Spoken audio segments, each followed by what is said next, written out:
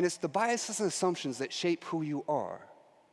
And you can never leave those biases and assumptions, right? So this concept of stepping outside the box is a silly idea because all you do is you step inside a new box, right? You can never leave your biases and assumptions. They're essential for your survival. Every time I'm taking a step, my brain has hundreds of assumptions that my legs aren't going to give way, the floor is not going to give way, right?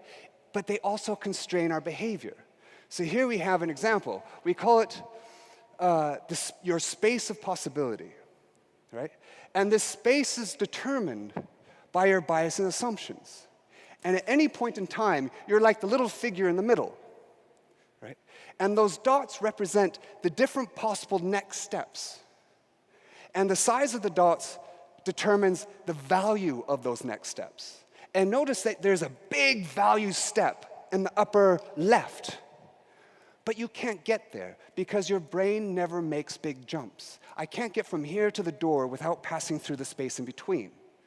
Your brain only ever makes small steps, and it makes small steps to the next most likely possible given your assumptions and biases, right?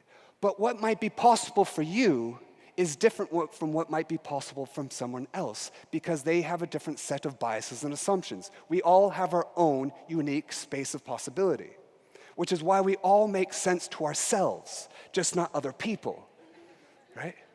So as you make a step, you just choose the next most likely possible, even though it's a less good idea. Not because you're an idiot, it's because you can't see those other ideas around you.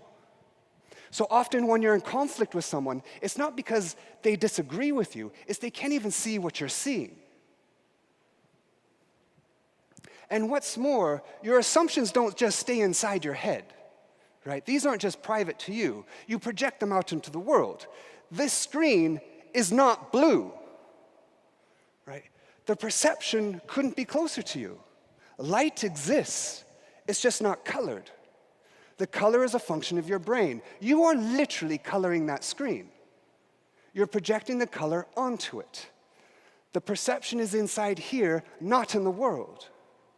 And what's true for color is true for more complex perceptions. So here we have two triangles and a circle, right? Completely meaningless shapes until I put them into motion. And now you're going to project a meaning onto these shapes.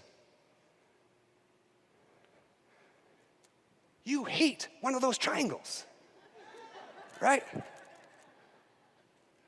You're feeling bad for the other one. You're worried for the circle, right? This is a horror film.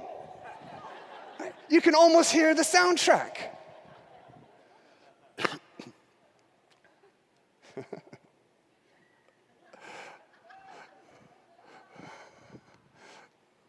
And we're going to stop it there. And you're all wondering what happens to the circle. And the answer is nothing. It's a circle, right? You projected all of that onto it. But what's true for color and shapes is also true for other people, right? Other people are just the sources of meaningless information. Everything I'm saying to you right now is literally meaningless, right?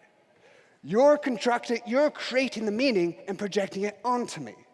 Because while you can measure the what of a person, the where of a person, the when of a person, you can never measure their why. Because you have no access to what's inside their head. So you project a meaning onto them. You color other people.